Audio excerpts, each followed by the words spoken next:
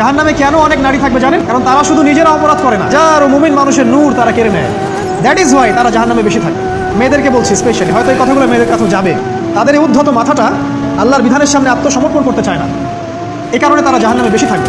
রাসূল বলেছেন কিয়ামতের আগে মানুষ জেনা করবে, জেনাকে মানুষ জেনা মনে করবে এটা অ্যাফেয়ার, ছেলে মেয়ের ক্রাশ, এখন নতুন শব্দ আসে কি ক্রাশ, চোখে চোখে কন্ট্যাক্ট হবে, কো এডুকেশনের মাধ্যমে মোবাইল নাম্বার এক্সচেঞ্জ হবে, রাতের বেলা কথা হবে, ফোন হবে, তারপর চা খাবে, কফি খাবে, ঘুরবে, আস্তে আস্তে বেড়ে যাবে, তারপরে ব্রেকআপ হয়ে যাবে। তাদের কাছে সিম্পল, এটা খুব সিম্পল, সিলি ব্যাপার। আর কোরআনের কাছে এটা কি? জিনা। এক কথায় কি? জিনা। জিনায় লিপ্ত থাকা অবস্থায় দোয়া কবুল হয় না, কিন্তু মানুষ যদি এটা থেকে বের হয়ে তওবা করে আল্লাহর জন্যে, তার দোয়া অনেক বড় মানুষের দোয়ার মতো কবুল হয়।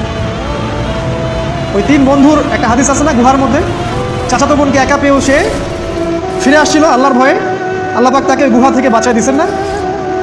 হাদিসটা পড়ে দেখবেন, অনেক বড় হাদিস। জিনা থেকে দূরে থাকলে হৃদয়ে নূর আসবে। আপনি আমি যদি আমাদের চোখে এই পর্যায়ে নিয়ে যেতে পারি যে কোনো গায়রে মাহরামের দিকে চোখ পড়লে আমরা নামিয়ে নিচ্ছি, তখন আপনি ফিল করবেন আপনার মনের মধ্যে নূর আসছে। এই যে আমি এখন একটা লেকচার দিচ্ছি, আমার খুব ভালো লাগছে, ঠিক রাস্তায় যেতে যেতে যদি আমি 8-10টা মেয়ের দিকে তাকাই, আমার এই নূরটা উঠে যাবে। জাহান্নামে কেন অনেক নারী থাকবে জানেন? কারণ তারা শুধু নিজেরা অপরাধ করে না, হাজারো মুমিন মানুষের নূর তারা কেড়ে নেয়। দ্যাট ইজ ওয়াই তারা জাহান্নামে বেশি থাকবে। আরেকটা মেজর কারণ হচ্ছে তাদের উদ্ধত মাথা। মেয়েদেরকে বলছি স্পেশালি, হয়তো এই কথাগুলো মেয়েদের কাছে যাবে।